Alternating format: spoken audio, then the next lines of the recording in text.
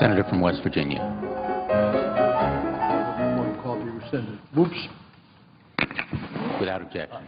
I ask unanimous consent that the order of the quorum call be rescinded. Without objection.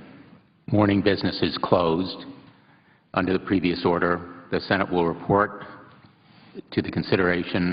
proceed to the consideration of the conference report to accompany H.R. 658, which the clerk will report. The Committee of Conference on the disagreeing votes of the two houses on the amendment of the Senate to the bill H.R. 658 to amend Title 49 United States Code to authorize appropriations for the Federal Aviation Administration and so forth and for other purposes, having met, have agreed that the House recede from its disagreement to the amendment of the Senate and agreed to the same with an amendment, and the Senate agreed to the same, signed by a majority of the conferees on the part of both houses. Under the previous order, there will now be up to 2.5 hours of debate on the conference report, equally divided and controlled between the two leaders or their designees. I thank you, Mr. President. The problem we face here is that most people are in the air coming this direction. Most landed around 5 o'clock. So Senator Hutchinson and myself don't feel any particular pressure. We can talk for long periods of time, talk about other things. Mr. President, today we are considering the FAA conference report, which has been the subject of negotiations. I shudder when I say that, between the House and the Senate for much of the past year, and actually we've been working on it for much more than that. We have been through 23 extensions.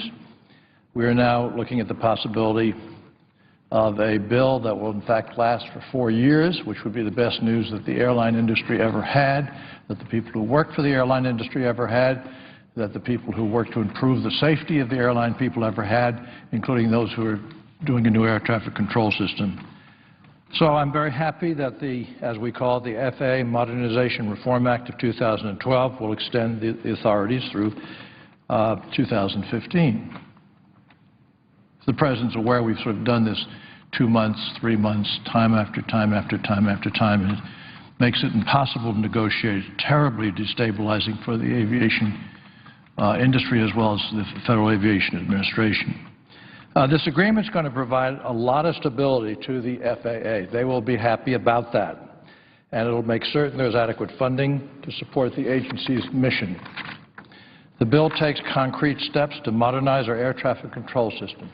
I'm excited beyond words to be able to say that sentence because it will take us into a new era, and it will make much more efficiency. More planes will be able to take off and land, and in so doing, do it much more safely and with absolute, being watched from space rather than from radar, which is what we do now. This bill is going to make the air transportation system safer than ever before and make certain so that small communities have access to critical air service. I will talk more about that. It will also make sure that the U.S. aviation industry remains competitive and remains strong. We are that way in the world. We do lead in exports on aviation, and the Federal Aviation industry continues to be the gold standard for safety. Not to say that we haven't had problems, but we've been solving those problems. This has been a long and sometimes arduous process. I think my colleague, Senator Hutchinson, would agree with that. Many compromises were made to get us here. Compromises in the present atmosphere are not easy. Conversations are not easy. Compromises are very, very difficult. And while no one got everything they wanted, the bill will permit us, I believe Senator Hutchinson would agree, to achieve our shared goals. The agreement will allow us to pass a comprehensive, again, 4-year FAA reauthorization. The legislation we have before us now will move our aviation system forwards. It will not be on neutral. People who run the system, the folks who take care of airplanes and who run the companies will be absolutely thrilled if this bill passes, which I expect it to do. In this era of very scarce resources, we still have managed to produce a bill that provides the FAA the money that it needs to carry out its mission. And without going into too much detail, we had to make a compromise on that, but frankly, that was a compromise that was agreed to and was, I felt, reasonable in terms of the other way of looking at things. And so it's stability.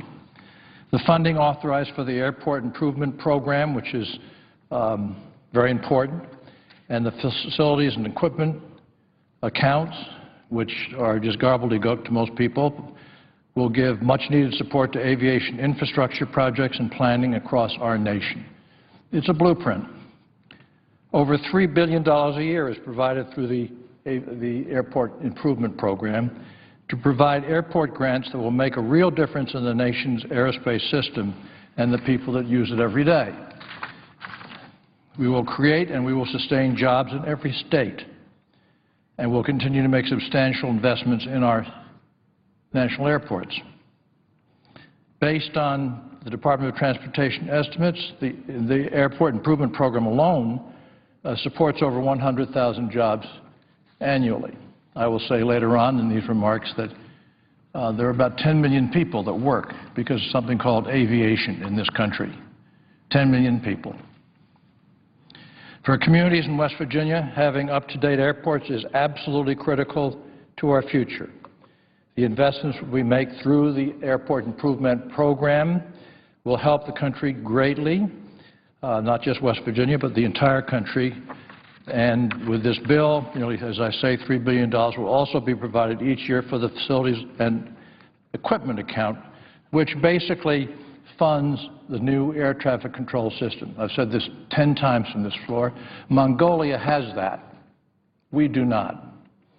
They have globally positioned, very accurate reading, not only for weather, but for the positioning aircraft on the ground and also in the air, so that the spacing vertically and horizontally is extremely accurate and therefore much safer and much more efficient and uses much less fuel. This effort on the air traffic control system it's embarrassing. It's so needed. We're working on radar, Mr. President, right now. We're working on radar. That is compared to a satellite-based aircraft surveillance system. I have spent, frankly, much of the last decade working to make sure that the FAA has the resources and ability to implement this next gen, the so-called new air traffic control system, modernized, digitalized air traffic control system. It is so essential. It is so embarrassing that we don't have it as a nation. It's such a burden on the air traffic control people themselves, trying to see through the fog, so to speak, of the world of radar. This bill will move key aspects of the next-gen effort. It will make sure that modernization will proceed on schedule with clear timelines and a lot of oversight and requirements.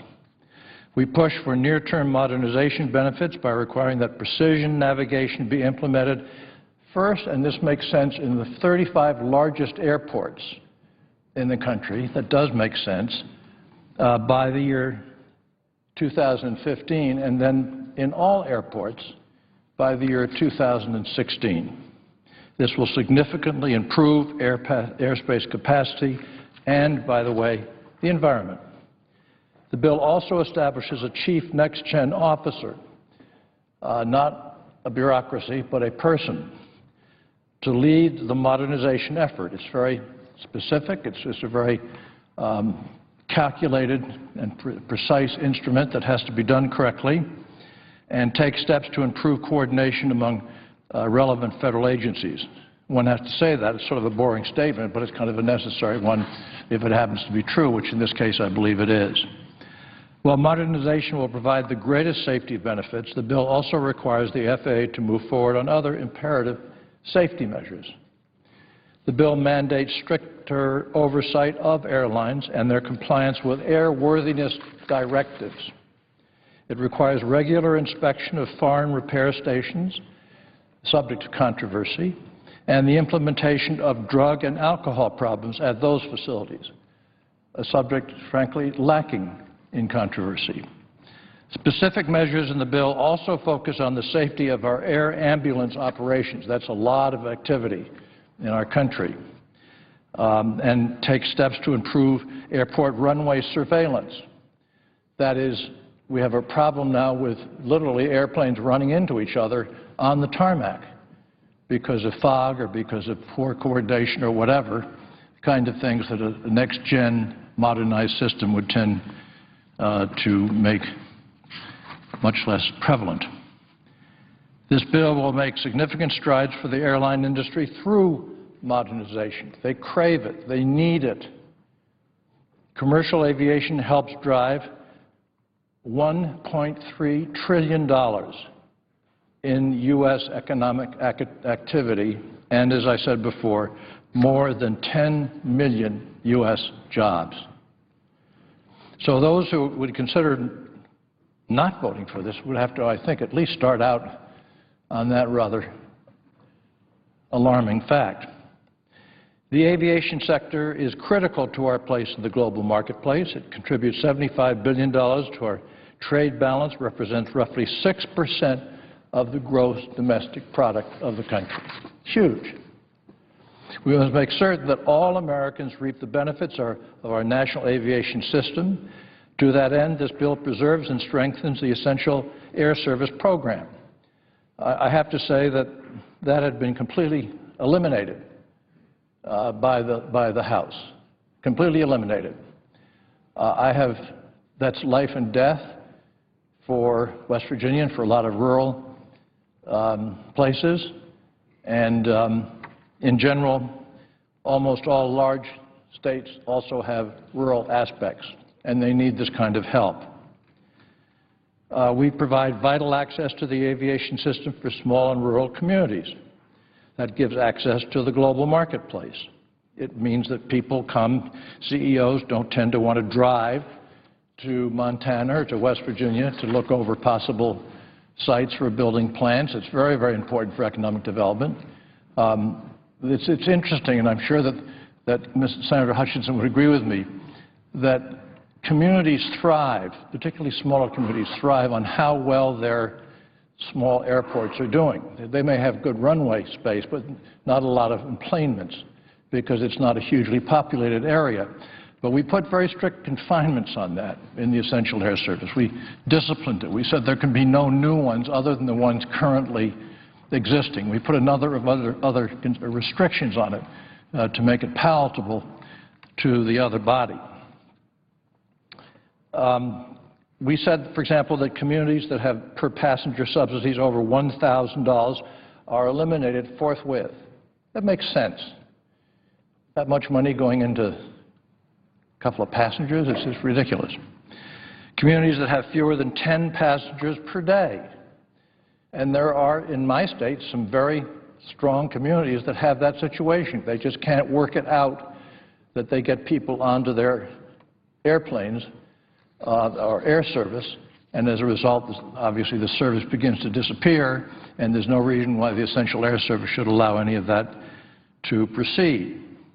So we say that if they have fewer than 10 passengers per day, if you're an airport of that sort, and are within 175 miles of a large or medium-sized hub airport, you are to be eliminated immediately from this program. That's harsh for some, but it's what brought us a compromise for the majority of us, all of us. The program also caps future eligibility, as I've indicated, to those who are currently in this program. Now, I'm sure everyone has heard me say that the Essential Air Service is the lifeblood for so many communities.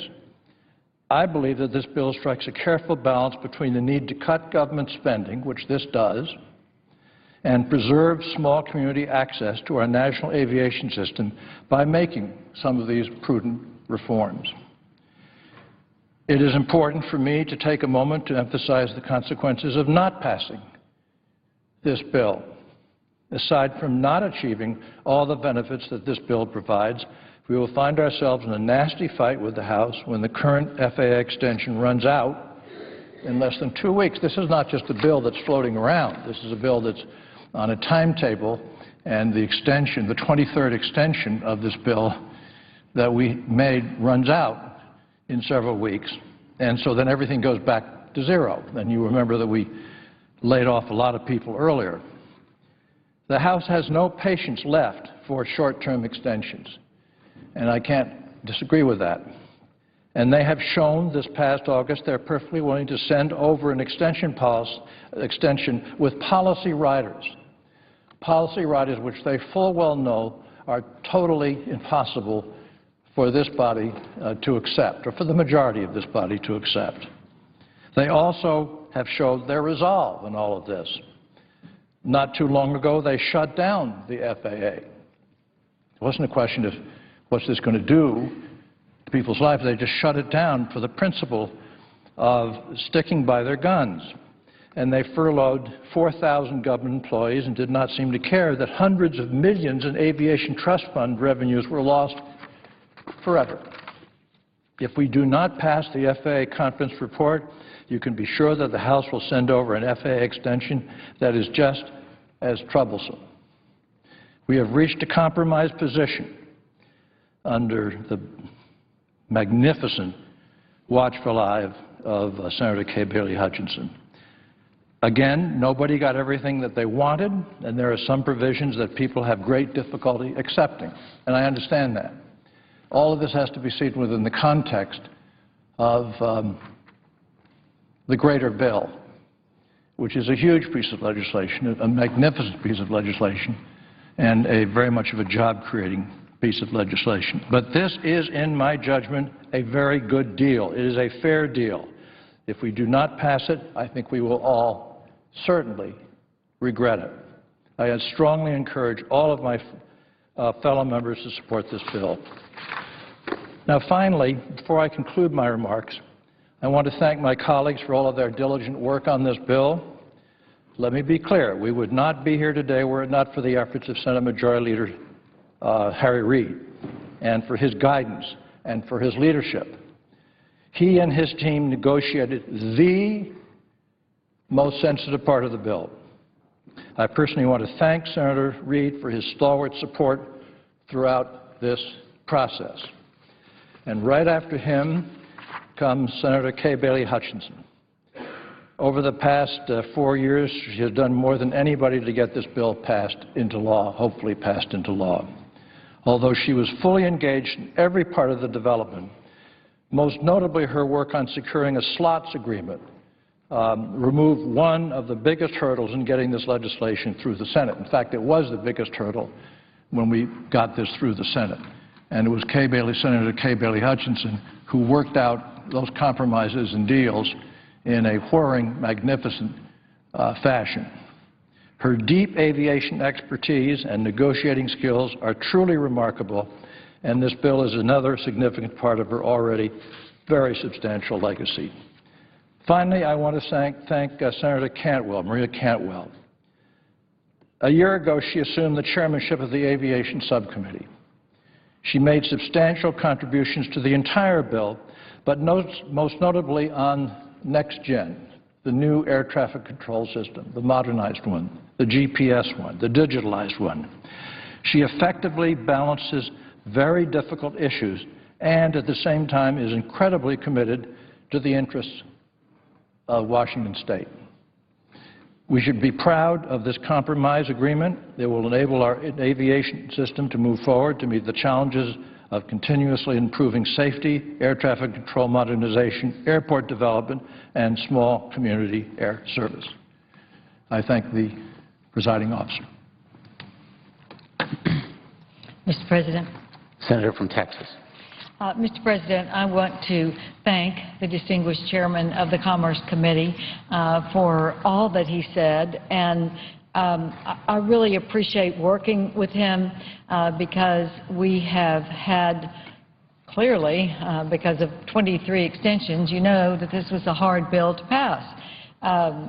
Since 2007, we've been trying to reauthorize the FAA and particularly increase aviation safety and put our next-gen air traffic control system in place. That has been the primary moving force.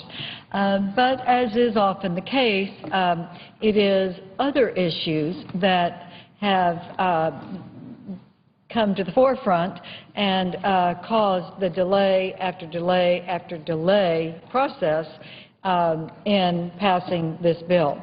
We did pass it through the Senate and now have come out with the conference report between the House and Senate. So I really first have to say thank you for the leadership of Senator Rockefeller, which has been quiet and effective, and letting the different members with different interests, of which there were many on this bill, have their say, and he was very calm throughout the process because in the end, we all know that none of us are dictators, none of us are the sole arbiters of what comes out of the Senate. We are a body of 100, and we have colleagues on the other side who are 435, and so obviously some people are going to have to give in certain areas. But what is good about the bill that is before us today is the major principles have been addressed, and the people who were most affected by those have been able to see the big picture that we needed to address in this bill that would give our airports the ability to grow, expand, repair with the Aviation Trust Fund, which the passage of this bill will do, and it will be in a stable environment because we have 4 years after this bill is passed. So I do want to thank the chairman and all who have worked on this bill.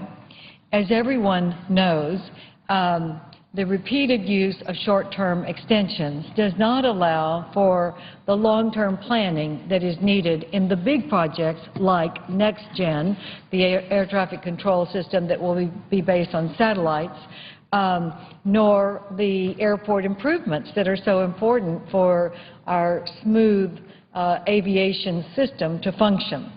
So what we are doing today is asking the Senate to pass the conference report that the House has already passed. So when we pass it, which is my hope today, it will go to the President for signature, and it will provide that clear, stable way forward for our airports and the FAA to operate and make the sound fiscal investments in assuring that we have a good and seamless system. First, on safety. The bill does improve aviation safety, including the development of a plan to reduce runway incursions and operational errors, along with significant safety improvements for helicopter emergency medical service operators and their patients. The bill modernizes our antiquated air traffic control system and moves us one step closer to a more efficient and effective use of our national airspace. Specifically, it focuses on advancing the next generation air transportation system, which we call NextGen, and it improves the management practices and oversights of the agency in the modernization efforts. When fully implemented, NextGen will fundamentally transform air traffic control from a ground-based radar system to a satellite-based system that uses global positioning, navigation, and surveillance, digital communications, and more accurate weather services. It is our belief that most of the other countries in the world have NextGen already, but America has the biggest aviation transportation system in the world, and therefore, when we come up to speed, it will make the seamless air traffic control system globally better. We will open, some people will say, well, NextGen, what does it mean? Well, it's going to open more airspace for our airplanes' use, both scheduled and general aviation. It will reduce delays because you're going to have better scheduling. You're going to have more accurate capabilities to schedule, and therefore will open up more airspace for use by our general aviation as well as our scheduled carriers. As we know, our scheduled carriers will be growing in the future. They're restructuring and trying to accommodate, but more and more people and bigger populations are going to produce more need for aviation traffic. Special attention is given to the acceleration, certification, planning, and implementation of critical next-gen technologies. We have established in the bill clear deadlines for the adoption of technology and navigational procedures which will allow for more precise and fuel-efficient use of our national airspace. This conference report also moves forward initiatives associated with the integration of unmanned aircraft systems, the UASs, into the national airspace. We are seeing now more and more applications of unmanned aircraft, and it's going to increase. We're looking at border security using UAVs, research, law enforcement, firefighting, just to name a few. There are going to be more and more uses for unmanned aerial vehicles to be able to do the surveillance and photographing that have taken helicopter pilots and small general aviation and even large aircraft to do in the past. So our bill begins to have a process for our air traffic control system to accommodate these UAVs. Finally, the bill finds compromise in several difficult areas. Chairman Rockefeller has mentioned several of those: the Ronald Reagan Washington National Perimeter Rule, the air carriage of lithium batteries, and small community air service are among the compromises that were reached in this bill. Mr. President, it is time that we finally create some stability in the aviation sector. This bill will do that, and I encourage my colleagues to support its passage. Mr. President, I'd like to go ahead, since we do have time, and, well, actually, I do see someone waiting to speak, and since we will be on the floor until the vote, I will yield the floor at this time and finish the rest of my statement later. Thank you, Mr. President. Mr. President. The Senator from Alaska. Thank you very much, and I'm down here to speak in support of the FAA reauthorization conference bill that the Senate will vote on shortly. And I do want to thank both the chairman and the ranking member, Chairman Rockefeller and Senator Hutchinson, for their great work on this piece of legislation. Long time coming. It hasn't been reauthorized since 2007. And so it's been a long time coming, so I'm very excited about this opportunity. And I think it's maybe a new trend for the year. Last week we passed the Stock Act. Today, hopefully, we'll pass the FAA bill in a lot of work and a lot of compromise on these two pieces of legislation, and this one's particularly today. The last time Congress actually passed a comprehensive FAA bill was in 2003. The bill expired in 2007. Since then, FAA has been operating on 23 short-term extensions. These temporary extensions have been detrimental. They have hindered progress on modernizing our air traffic control. I will speak from someone who just literally flew in a couple hours ago overnight from Alaska, which we clearly understand air traffic. They didn't give airports funding certainty for planning, runway, and safety improvements, and they resulted in a brief shutdown in which 4,000 FAA employees were furloughed for almost 2 weeks last summer. It is far past time that Congress pass a comprehensive FAA reauthorization bill. Mr. President, while this bill is significant for the entire country, it is particularly important for my residents, the residents of aviation in Alaska and residents overall. It is truly a lifeblood. When you think of aviation, it's our highway in the sky. Alaska has 6 times more pilots and 16 times more aircraft per capita than the rest of the United States. More than 80% of our communities are not on the road system. So aviation is the only reliable, year-round means of transportation. This conference report invests over $13 billion in our airport infrastructure over the next 4 years. Let me underline that, $13 billion in the next 4 years. This is about jobs. It's about improving our airports for safety. In an economy that's slowly recovering and on the right track, this will add to the needed jobs in the construction industry, but also making sure we put them to work in areas such as aviation that is critically needed. It will improve our runways, create more safety projects in our airports and our runway areas. It safely accommodates the higher traffic levels while putting tens of thousands of Americans to work. This bill invests in and accelerates the deployment of the next-gen modernization of our air traffic control system, as you've heard described already. We've been using a World War II era radar technology for our air traffic control. Transition to a more accurate satellite-based tracking. It will allow for more direct routes between destinations, reducing fuel use and saving airlines money.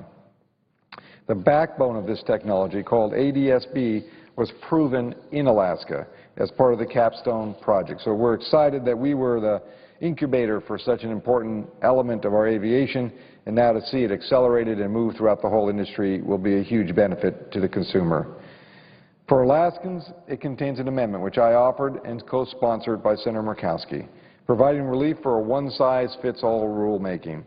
That rule inadvertently prevented the shipment of compressed oxygen needed for medical and construction purposes in rural Alaska. This legislation also contains a special provision that Senator Coburn from Oklahoma and I sponsored called the Orphan Earmarks provision.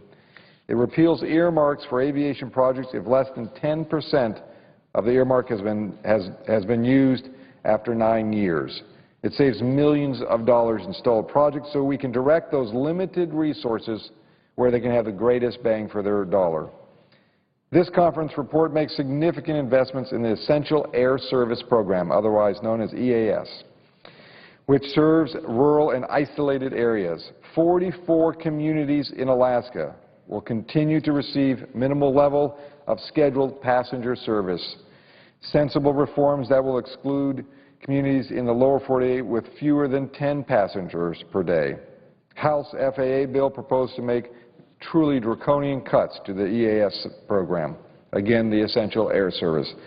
I want to thank Chairman Rockefeller particularly for his effort to make sure that rural communities throughout America and Alaska continue to receive the access they need to airspace and travel from their small communities.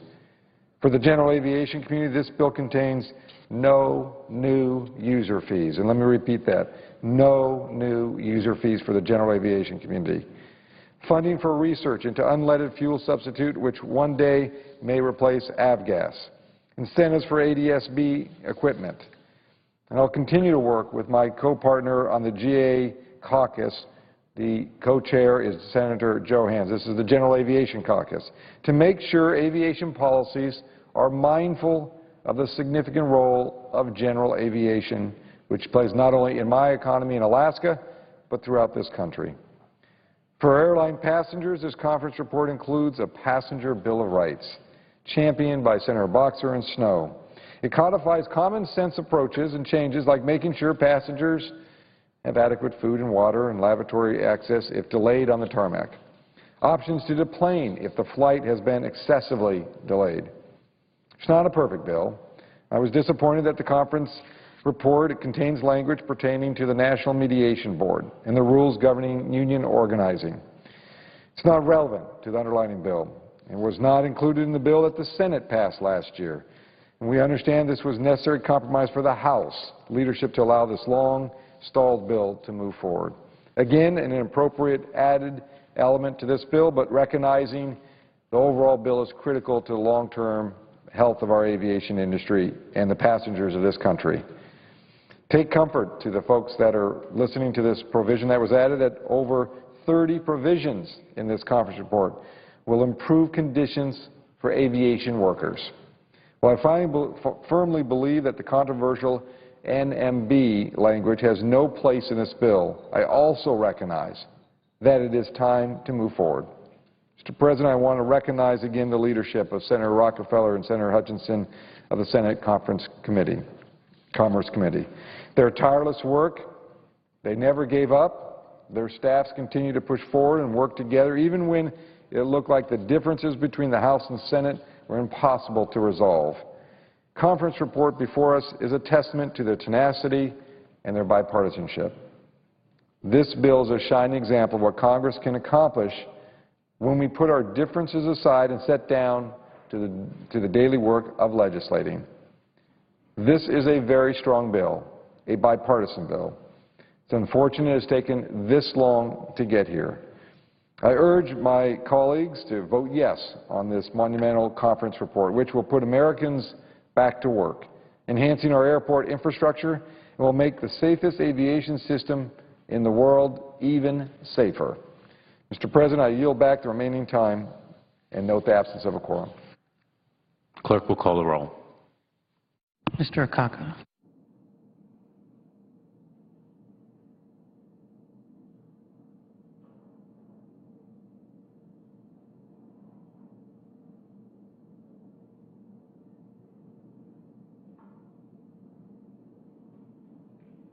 The Senate just debating FAA authorization through 2015. There will be a final vote on the bill. It's scheduled for 5:30 Eastern Time. 60 votes needed to pass it before it goes on to the President's desk. And just to let you know, over on the other side of the Capitol, the House was in earlier. It'll be back in for legislative business at 4:30, with votes scheduled over in the House at 6:30, where they're going to be taking up amendments to a bill that would create a centralized process to consolidate or sell non-military property.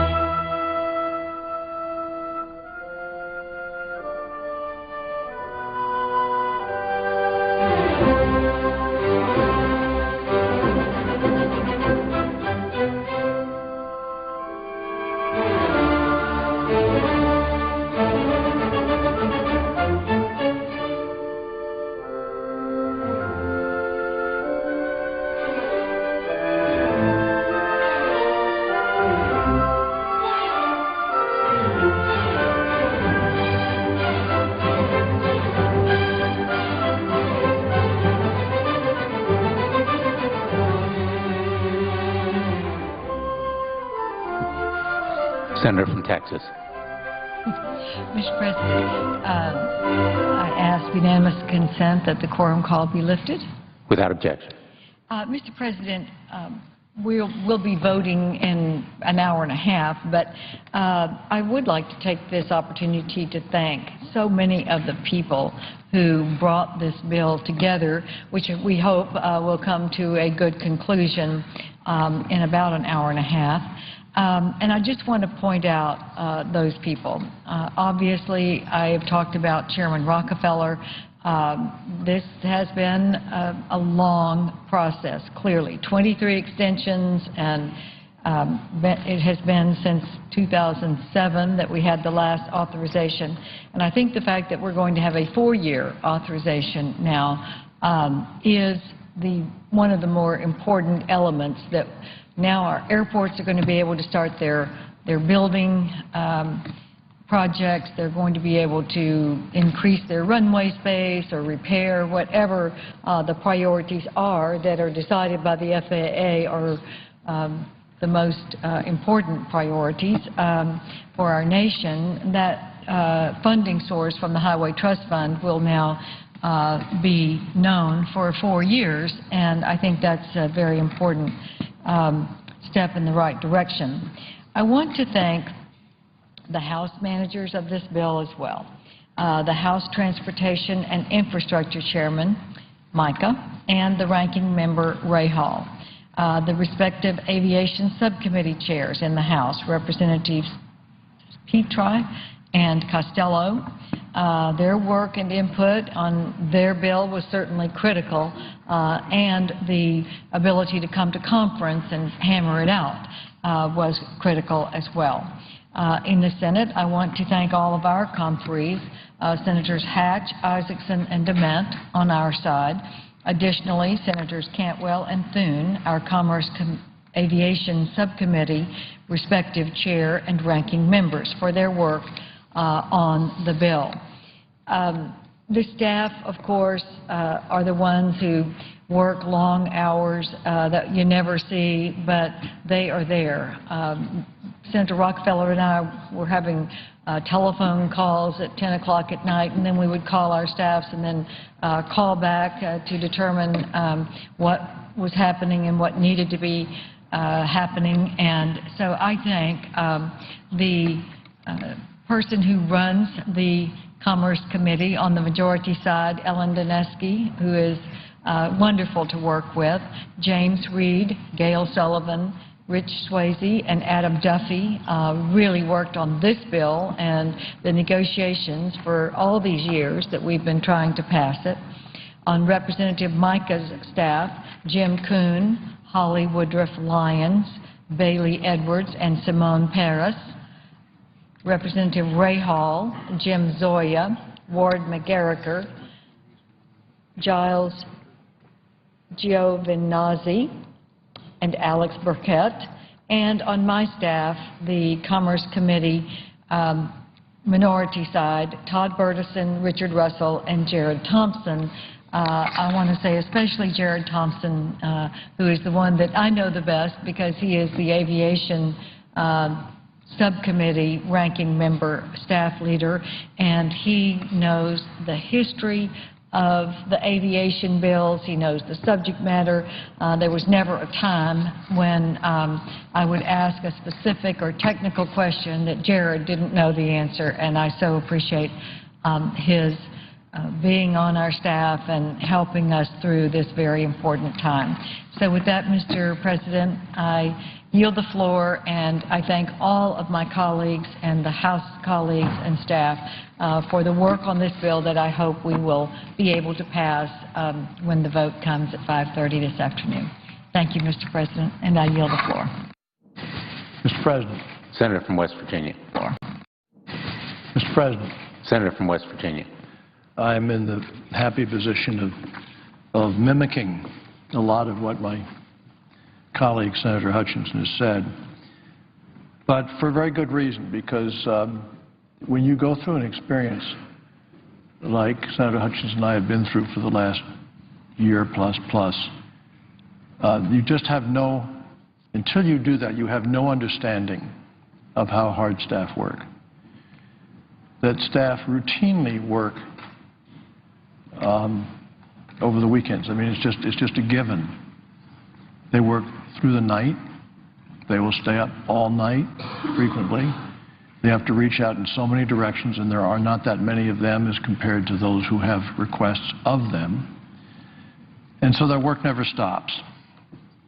So let me start, obviously, with Senator Hutchinson.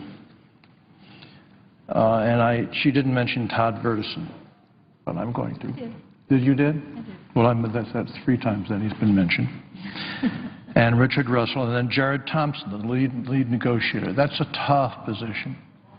It's a very, very tough position because people figure out the interest groups, who to go to and who to pester and who to follow up with. I have that same situation with, Ellen Dineski is incredible. I called her at 11, I think, last night, and she was fine and well. Then she got sick, and now she's already back at work. So does that mean she's not sick any longer? I don't know. But they're driven to excel. They're driven to drive a product home in ways which are inspiring.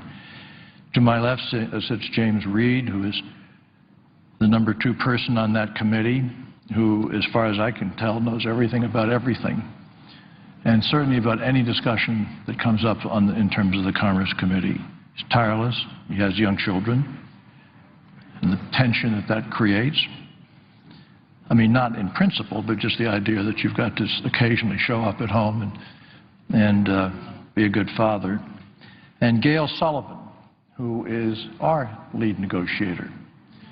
And that's a very special position on a bill like this. Rich Swayze, Adam Duffy. Rich Swayze, an enormous amount to do. He and Gail worked so many things together, Gail Sullivan and Adam Duffy. Let me go to Representative Nick Joe Rahal. Obviously, he's a colleague of mine. I think he's been in the House for 36 years. And he represents the coal fields, in many ways the most volatile part of our state as its economics changes rapidly. And his chief negotiator was Giles Giovinazzi. And to him goes the same praise. House members have so many fewer staff than even the subcommittees, and the committees have so many fewer staff than in the Senate. So you have to praise them very much. Zim Zoya, who's his chief of staff and has been, I swear, for all 36 years. If it's not the case, it doesn't matter. He's just a remarkable person. Ward McGarriger and Alex Burkett. With John Mica, I need to mention Jim Kuhn, Holly Woodruff Lyons, who was his lead negotiator, and Bailey Edwards, Simon Perez. Let me end simply by saying that Senator Reid and his people, so heavily involved, particularly in this one particular aspect of the bill, but he has been driving this bill in our caucuses, as the presiding officer well knows, for over a year. Where's my FAA bill? Where's my FAA bill? He's been driving, pushing. And his chief of staff is David Crone, who is, so many people don't know, and that's their loss. Darrell Thompson, Bob Herbert, Bill Douster, who's sort of keeps in touch with everybody and everything, and the floor staff of the majority and the minority leaders. It's just simply to be grateful to them and to make sure that you say that to them personally, that you say it publicly, and you say it frequently. Mr. President, I ask unanimous consent that from this point forward that any time spent in the quorum calls be equally divided. Without objection. I thank the Chair.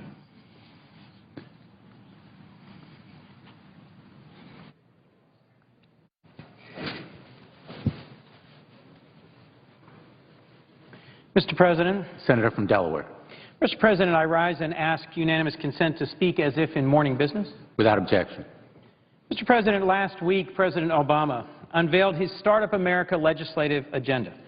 It marked the one-year anniversary of his Startup America initiative, an ambitious, impressive, national, energetic effort led by, among others, legendary innovator and entrepreneur Steve Case, the founder of AOL. It was a strategy that focused on how the federal government can best help young companies and, in particular, entrepreneurs all over this country get into the game of starting and growing businesses. It's smart and it's important. Entrepreneurs are driving our economic recovery and will drive our economic recovery into the future. They're taking the risk personally to turn their ideas into startup companies in fields from biotech and clean energy to manufacturing. And among these innovators could be the next American giant, a General Electric or a DuPont. But in order for these startup companies to grow, we have to support them in their critical early stages. So, Mr. President, today I take that as our challenge. Whenever I visit a factory in Delaware or meet with a young owner of a company that he's just started, I ask the same question: how can we best help you to grow? Small business, it's often said, is the engine of job creation in this country. And in the 1990s and the early 2000s, small firms created more than 65% of the new jobs in this country. But I want us to particularly focus on those small businesses that have enormous potential, so-called gazelle startups, those that grow not from 5 to 10 or 5 to 20 employees, but from 5 to 50 to 500 to 5,000. Whether it's Facebook or other startups that have gone from literally benchtop or dorm room to being employers of thousands or tens of thousands, our economy has grown dramatically because of these rapidly growing innovative startups. And typically, they are startups that focus on a disruptive technology or product, something that fundamentally changes a whole sector of our marketplace. And they have the most promising potential for job creation. Between 1980 and 2005, most of the net new jobs in America were created by firms that were 5 years old or less. That's about 40 million jobs over those 25 years. Well, this summer I hosted in Delaware a series of roundtables with business owners. The focus of these conversations were on how we can help their businesses to grow and grow quickly. A lot of these businesses were young and innovative companies. They have a great idea and a good start on their research, but I often found, particularly in this economy, they are struggling to capitalize on their innovations. Innovation is the spark that drives and sustains entrepreneurship, particularly entrepreneurship in disruptive technologies. But it is research and development that drives that innovation. And government only has so many tools we can use to help promote innovation. And today I want to talk about a piece of the tax code that is one of the most powerful tools in our toolbox. 30 years ago, Congress created the Research and Development Tax Credit, or the R&D tax credit, to help incentivize companies to invest in innovation, to invest in the people who are doing the research and the development that drives innovation. In fact, 70% of R&D qualified expenses today are for wages. So in many ways, it is an innovative jobs credit. It has helped tens of thousands of companies and has been extremely successful at getting companies to invest in innovation. But it has one key weakness. it expires. It expires all too often. It has, in fact, expired 8 times and been extended 13 times, and it has most recently expired in December of last year. The first bill I introduced as a senator last April was entitled the Job Creation Through Innovation Act, and it did 2 things. First and most important, it made the R&D tax credit permanent. Important, in my view, to sustain and extend a successful program. But there's another issue that we still need to address, to make the R&D tax credit relevant to these early-stage, innovative, high-growth companies. Right now, the tax benefits of the R&D tax credit are available only to more established companies that are already turning a profit. You have to have a tax liability on your profits for that credit to be of any value to you. That's a roadblock in the way of success for startups and small businesses in Delaware and around the country, and a place where I think we can and should come together across the aisle to address this gap in the R&D tax credit program. Because in my view, it is these small, early startups that most need a cash infusion to support their confidence, their stability, and their innovation. And we can and should take this tax credit and retool it in a way that makes it more relevant and more effective. If entrepreneurs are the ones taking risks in this economy and creating jobs, they should be the ones we support in this tough economy through our tax code. And as I said before, history shows it's those young companies that are creating the most jobs the most quickly and that have the best return on tax expenditures. So here's what I've been working on. As I've met with innovative young businesses in Delaware, one of the ideas that's come to me more than once is to change the R&D tax credit so that it's accessible not just by being permanent to big and profitable companies, but by being tradable so that smaller or startup companies that have no tax liability can take advantage of it. How would that work? Well, it allows startups to sell their tax credit to a larger company, giving them a much-needed infusion of cash. Let me give you an example.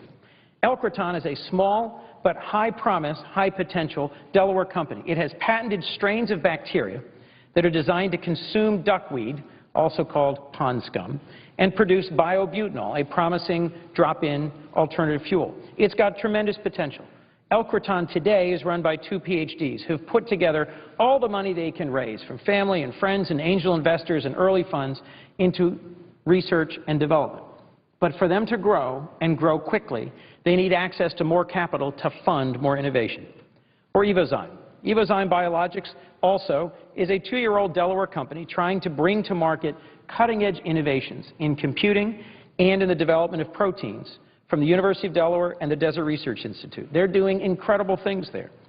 Both of these companies need more funding to invest in R&D and to capitalize on their potential to grow rapidly and grow high-quality jobs. If they were already bigger, well-established, successful companies, they might well qualify for the existing R&D tax credit. But because they're so small and just getting started, our current tax credit doesn't help them at all. Fortunately, Delaware is also home to a few great, well-established companies. And since those companies turn a profit and pay taxes, they could actually utilize a tax credit. So in this case, Elkraton or Evozyme would sell their innovation credit to one of the larger established companies. The bigger company gets the tax credit. The newer company gets the infusion of cash it needs to sustain its innovation. It would be a win-win. This is just one idea of a number that I've introduced, that I've proposed, that I've discussed with Senator Baucus and others on finance, and I hope that in discussing it today, some of my colleagues here on both sides of the aisle and leaders in the business and innovation communities will work with me to further refine it, focus it, and make it part of our greater conversation about tax reform and the economic recovery. We can and should put our heads together here to find common-sense solutions to the problems, challenges, and opportunities of innovation and competitiveness. We have to give American business the support they need to compete in an increasingly competitive global economy, because in my view, we are falling behind in the race for innovation. In the 1980s, the United States was routinely ranked as having the best R&D tax incentives and overall support for innovation in the world. But today, some studies have us ranked 17th in the world in supporting and sustaining innovation. I refuse to let American companies, American inventors, and American workers behind. With the right resources, American ingenuity will continue to outcompete any country on earth every time. I know it's possible. I've seen it week in and week out as I visited small and medium startup companies in Delaware. Just a few weeks ago in Bridgeville, Delaware, a town many from here have traveled as they've gone to the Delaware beaches. I stopped to visit a small company, Miller Metal, that is proving day in and day out that with investment, with innovation, with continuous improvement, they can go head-to-head with Chinese metal fabricators and win. Manufactured in Delaware, competitive in the global marketplace. Although we really need a full overhaul of our corporate tax structure, making this one small tweak to the R&D tax credit to make it accessible to early-stage innovative companies will, in my view, give us a running start into the headwinds of the global economy. And I think we have no more time to waste. It is small businesses and innovative strategies that will create the jobs we need to put our neighbors back to work and turn this economy around more quickly. Let's work together, let's help them, and let's make progress on this most important proposal to change the R&D tax credit, make it permanent, and make it accessible for early-stage companies. I'm eager to hear what people think about this idea and hope they'll connect with me and my office and let me know how to improve on it, how to execute on it, and how to deliver this as a new tool in the tool